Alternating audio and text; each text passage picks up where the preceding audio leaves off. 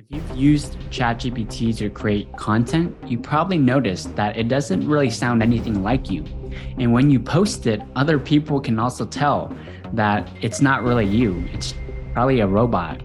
And so in this video, I'm going to share with you a hack that I recently found where you can actually use ChatGPT to make it sound more like you. Now, it's not going to be perfect, but in this 3-step process, I'm going to show you how to do it. So step number 1 is to take a personality test. And so 2 of my personal favorites is number one,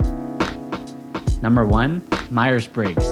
So Myers-Briggs is the one that I've been using for over 5, maybe even close to 10 years now. And so with Myers-Briggs, I actually saw a recent clip, a video clip of a CIA operative saying that the CIA actually uses Myers-Briggs because they found it to be very useful and accurate. And so that's the first one. The second one is going to be DISC. So D-I-S-C, DISC.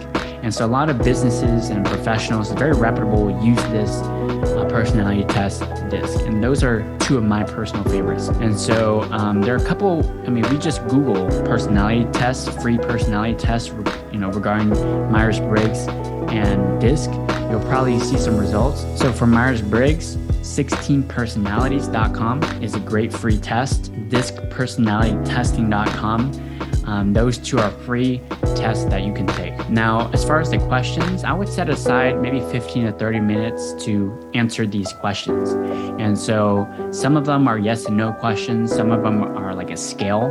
So rate yourself between 1 to 5, depending on different questions they ask. And so definitely take some time to do it, but it's very worth it. Step number 2 is to create 3 to 5 adjectives that describe you. It takes a little self-awareness for you to be able to do this, but if you're not sure, you can ask a couple of the closest people in your lives to describe you. And so what you'll see is you'll start to see some commonalities of all the responses that your loved ones, people closest to you, share, and then you can take note of that. Now, step number 3 is to go to ChatGPT and create a prompt. And so let's say you're creating a social media post, maybe LinkedIn or Facebook, right? You can type into ChatGPT, create me a LinkedIn post regarding, and then type in the topic of the social media post with the communication style, Myers-Briggs personality type, and type in the personality type that you received in the results of the test. And so what this does is you no longer have to sound like a robot in your social media post. You actually sound like you.